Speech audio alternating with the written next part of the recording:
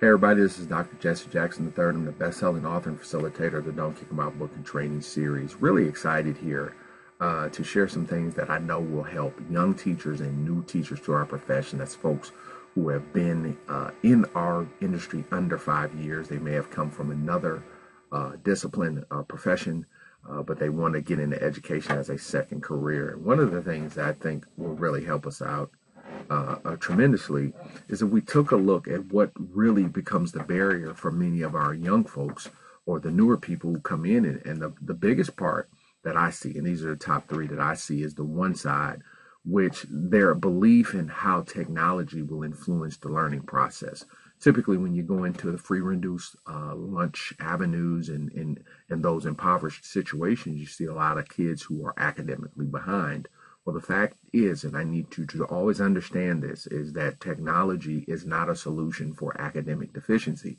And so there must be some core foundations in academia before you can use technology to build or bolster your skill set. The fact is, technology is a tool.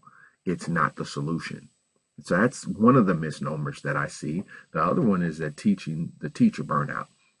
The fact is that people are coming into our business because they think they get breaks.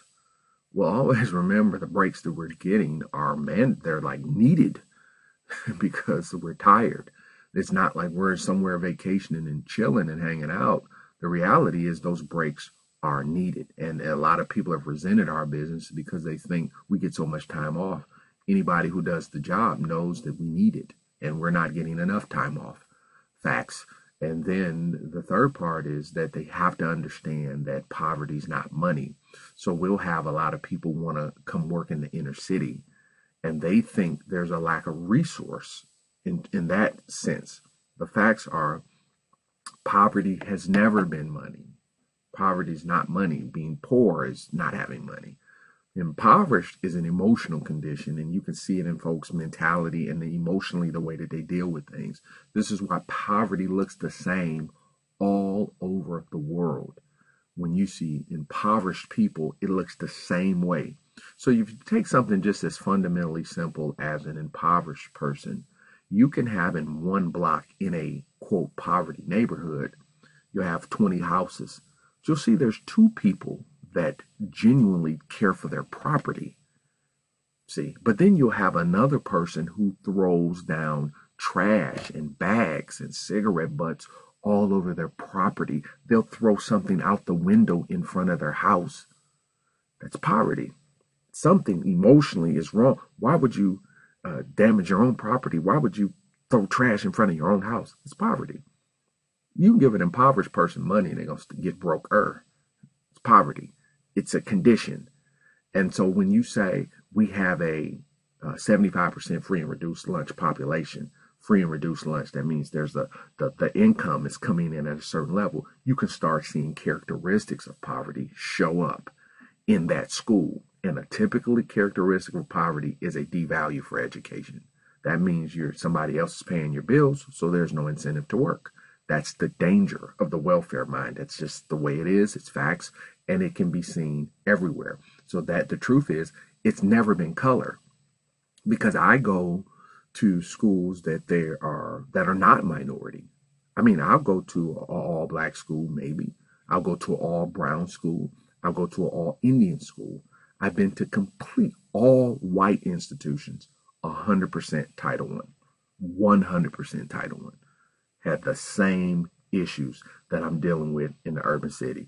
The parents getting mad at the teacher, kids being jerks to the teacher, the same issue because poverty travels.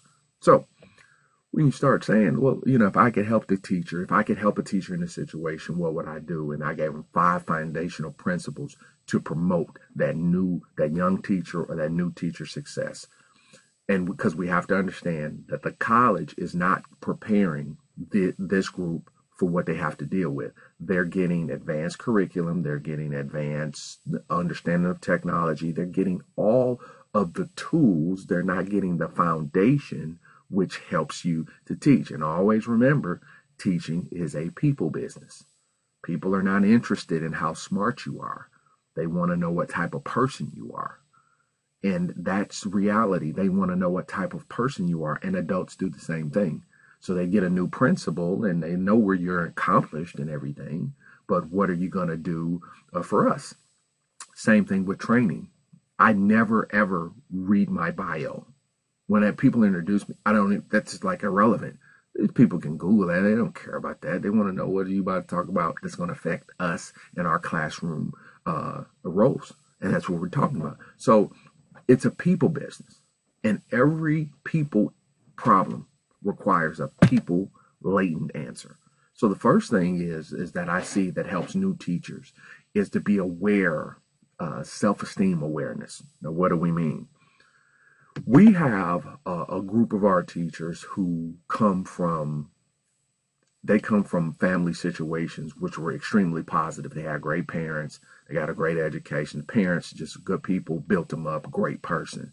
So what happens is this person with that high self-esteem or high self-outlook comes to work in one of these Title I free and reduced environments, and then they are attacked. It's like their self-esteem, almost their character's attacked. It's like I'm being taken advantage of because I'm nice or because I am a little bit oblivious to what kids go through before they get here because I didn't go through it. That doesn't make them wrong or bad. It just means they're disconnected from it. So a lot of times those teachers will be not only attacked by the children, but they'll be resented and attacked by their colleagues. So it's not like they'll support them. They like kind of ostracize them, and it's something for a person that happens to for the first time, it's like, what is going on, man? And we see a lot of great teachers who will be assets to a particular building. They leave. Okay, they leave because of those attacks. This is why we really are asking schools to think about their training program and their cultures much differently, because you can't lose quality people because your environment is out of control or not conducive to supporting great people. But then the other flip side of it is you have a person who is the kid, right? They have a lot of traumas themselves. They have a lot of issues themselves, and they have low self-esteem. And you can see the way that they deal with things is in low self. They actually are functionally depressed. They actually are struggling and don't value themselves in a high regard. And so they actually become a part of the dysfunction of the culture. But that's self-esteem awareness. So you got to know where you are. The stories that I get from the staff about what they're going through everywhere, I'm telling you, man, you should pay attention to it. So a person first has to know where their self-esteem is. Where are they in a high end, or are they really struggling with it personally? This is something that I know will help us. The second part is classroom management, i.e., people management. So when you hear the classroom management term, I want you to always think people management. And that is the ability to, when you're working with people, particularly maybe a challenging or difficult person, the keys are understanding what are the boundaries of me as a person. A lot of people give people choices in terms of how they want to relate to them. There's certain things you're not going to do around me. Okay, that's whether you're an adult or a child. And the only way the person would know that is if you told them and if you maintained it. A lot of people don't have that level of personal awareness. So when you talk about classroom management, nothing about that's academic. That's personal management. That's people management. That's how you manage your personality and how you allow people to be in your space. And that's boundaries and expectation. Many people don't understand the necessity to develop themselves as a person and what type of energy they let off it, their ability to manage people.